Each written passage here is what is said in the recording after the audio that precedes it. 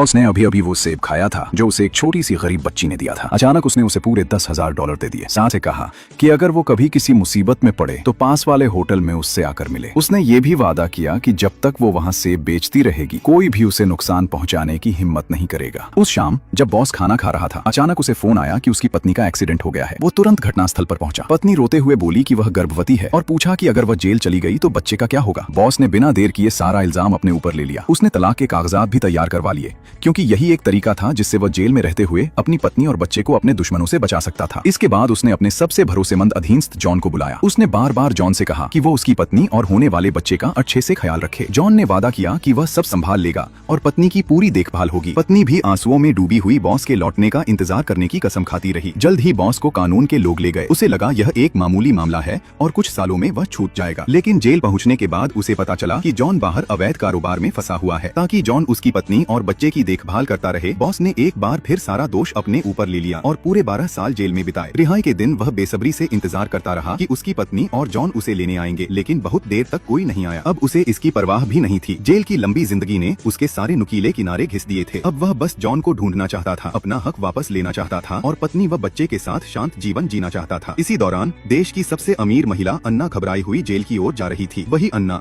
जो सालों पहले वही छोटी सी गरीब बच्ची थी जिसकी बॉस ने मदद की थी। वह उसकी भलाई का बदला चुकाने के लिए उसे ढूंढ रही थी। उसे पता चला कि आज उसकी रिहाई है, लेकिन अचानक बताया गया कि बॉस 2 घंटे पहले ही जेल छोड़ चुका है। उसने तुरंत ड्राइवर को तेज चलने का आदेश दिया। उसके पहुंचने से पहले ही बॉस उस कंपनी में पहुंच चुका था जिसे उसने कभी खुद बनाया था। दरवाजे पर सुरक्षा गार्ड ने उसे रोक लिया। बॉस ने कहा कि वह कंपनी के चेयरमैन और अपनी पत्नी से मिलने आया है। गार्ड ने जवाब दिया कि चेयरमैन अब जॉन है। इसी पल जॉन अपने अधीनस्थों के साथ बाहर आया। वह बॉस को गले लगाने ही वाला था कि अचानक उसे धक्का दे दिया और चिल्लाया, यह गंदा भिखारी कहाँ से आ गया? मेरी कंपनी में भीख मांगने की हिम्मत कैसे की? लेकिन बोलते बोलते उसने बॉस को पहचान लिया और सन्न रह गया। उसने जल्दी से उसे उठाया और बनावटी माफी मांगते हुए पूछा कि बॉस ने अपनी रिहाई की सूचना क्यों नहीं दी? बॉस को इससे कोई मतलब नहीं था। उसने सिर्फ पूछा उसकी पत्नी चेयरमैन क्यों नहीं है और उसके शेयर कहाँ गए? जॉन ने कहा कि उसकी पत्नी को बिजनेस की समझ नहीं है और कंपनी तो बंद हो चुकी है, अब सब कुछ वही संभाल रहा है। बॉस समझ गया कि उसके पास अब कोई शेयर नहीं बचे, लेकिन उसने बात बढ़ाई नहीं। उसे बस रहने की जगह और पत्नी बच्चे की देखभाल का अवसर चाहिए था। तभी जॉन ने लंबे बालों वाले एक अधीनस्थ को बुलाया और कहा कि बॉस के लिए कोई उपयुक्त काम ढूंढो। वह आदमी बॉस को कंपनी के अंदर ले गया, लेकिन जैसे ही बॉस अंदर जाने लगा जॉन ने रोककर कहा, कंपनी को दरवाजे पर एक चौकस कुत्ते की जरूरत है। लंबे बालों वाला तुरंत समझ गया। उनके जाने के बाद जॉन खुशी से भर गया। उसे बेसब्री से बॉस की प्रतिक्रिया का इंतजार था, लेकिन वह नहीं जानता था कि उसका अंत कितना भयानक होने वाला है। जब बॉस इमारत में पहुंचा उस आदमी ने उसे सिक्योरिटी गार्ड की वर्दी पहना दी। बॉस ने गुस्से को दबा लिया। जेल ने उसे बदल दिया था। पहले होता तो वह उसे चीर डालता। अचानक उस आदमी ने लोगों को बुलाकर बॉस को जमीन पर झुकने को मजबूर किया और कहा कि यह ट्रेनिंग का हिस्सा है, 180 डिग्री तक झुको। उसी समय बॉस की पत्नी बाहर से अंदर आई।